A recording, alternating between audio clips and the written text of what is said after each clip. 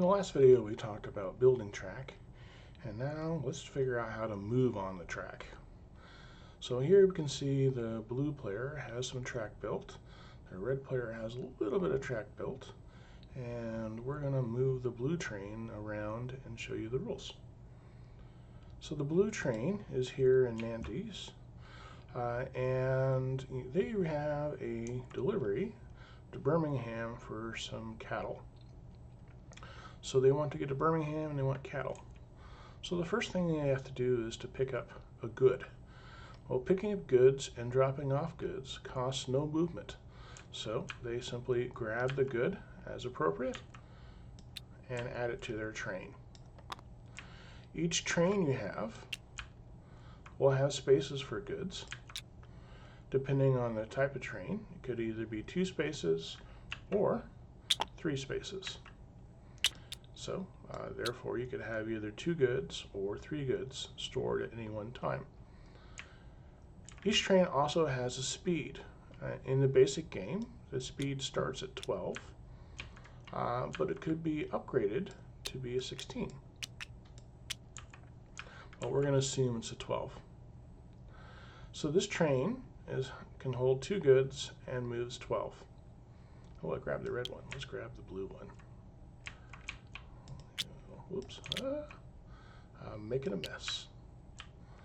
All right, now we got the right color. Let's go ahead and do some movement. So, as I said, picking up loads is free. It doesn't cost any movement, but now we actually want to move. Well, in Empire Builder Europe, it's real easy to move. Each dot you move to is 1 space. So, 1, 2, 3, 4, 5, 6, 7, 8. Now, I've got 4 left. I now hit Paris. Well, the lovely thing about the major cities and the key cities is they have some public track that's available to everybody. So even though my train track doesn't go all the way across, I can take the public track in any direction once I've hit Paris or any other major city or these key cities. This space is also considered Paris. So if I had a good to drop off at Paris, I could drop it off here. I don't have to go to the middle of the city to do so. So I've spent 8 and I want to get up to Birmingham, so let's keep moving. So we're going to go 9, 10, 11, 12. Oh, not quite there. So I've moved all 12, so that would be the end of my movement, and then I would have a build phase if I wish to build. I don't, so I would wait for my next turn. On my next turn, I am going to go to my ferry. When you go to a ferry, you stop moving. So I moved 1 space. That is it for my movement for the turn. And regardless if I had 11 movements left or 1 movement left or no movements left, I would end my turn there. On my next turn, I move across the ferry, and I am now allowed to move half of my speed. So in this case, I have a speed of 12, so I can move 6 spaces. So I could go 1, 2, 3, 4. And whoop, I'm out of track. I can't get to Birmingham. Well, I probably should have built some. However, you are allowed to use other people's track. So I could use this red track and go 5, 6 to almost get to Birmingham, but not quite there.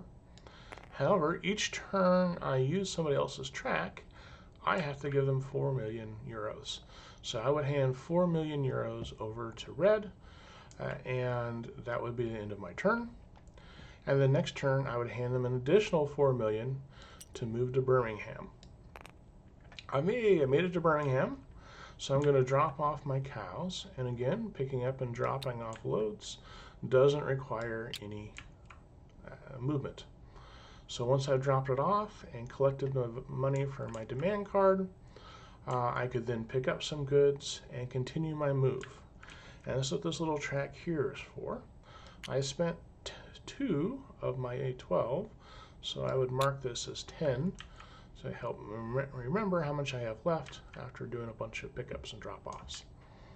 So continuing my move, I'll go 1, 2, 3, 4, 5, 6, 7, 8, 9. And this is the power of the channel. Notice I didn't have to stop at the channel.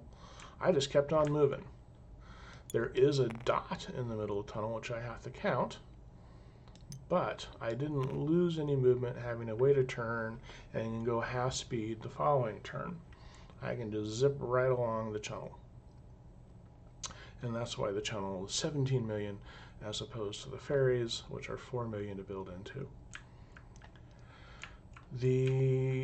That is it for movement. Thank you very much for watching the video.